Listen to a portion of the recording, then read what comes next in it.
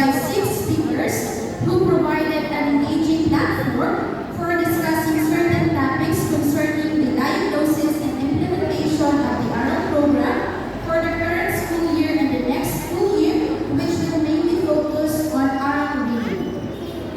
First to discuss was Ma'am Maria Angelica S. Agnes, the school principal one of San Rafael Elementary School. She gave us an overview about the status of literacy of the country and in the division.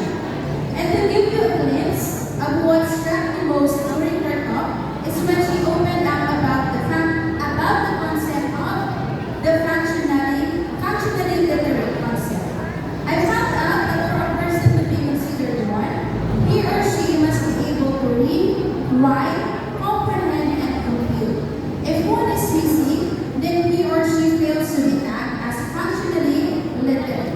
It was then immediately followed by our second and third speakers, which topics concerns the defective visual problems through visual screening and visual screening for school-age children.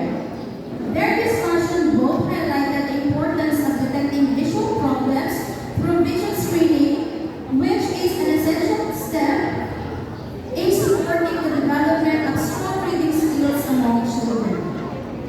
Since many reading difficulties stem not from a lack of ability or motivation, but from undetected vision problems that make it hard for students to focus on text, track on words across a page, or clearly see printed material. Regular vision screenings, according to our speakers, especially for school-age children, help them identify issues such as nearsightedness, farsightedness, or eye coordination problems early on. And according to them, by addressing these challenges promptly, teachers and parents can ensure that children have the visual foundation they need to read comfortably, learn effectively, and succeed academically.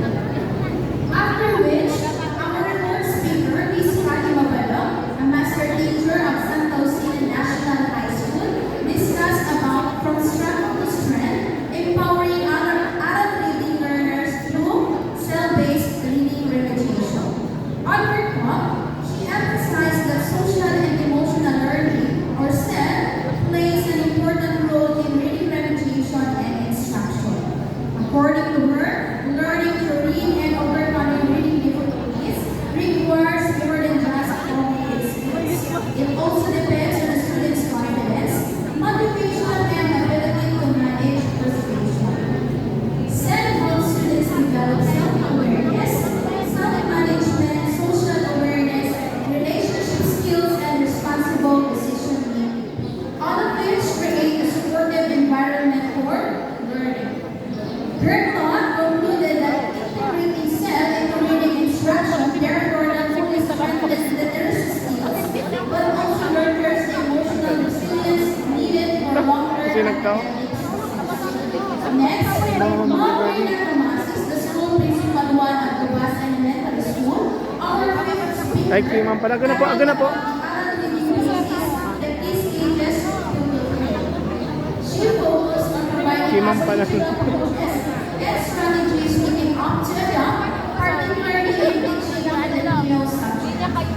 Some of these are pagpipili at paggamit ng wika gamit ang pag-ikwento, incorporating motivation and motive question in the art of gradual psychological unfolding, which is a questioning technique that touches both the heart and the mind of the learners, as well as the pagpapalit ng una at kulintulog, pagkilala at pagkatuto ng sight words, which are essential for improved reading skills, picture story sequencing, and hanap salita activity.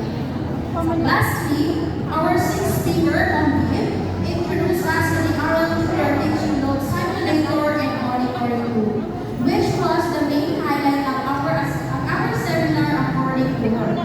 She talked about the ARAL steps and how ARAL program should work prior to its implementation.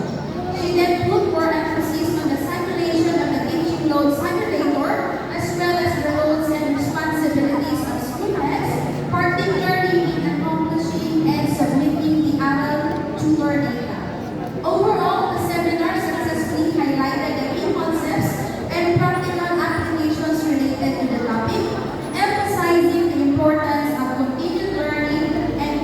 collaboration in this field. That would be all, and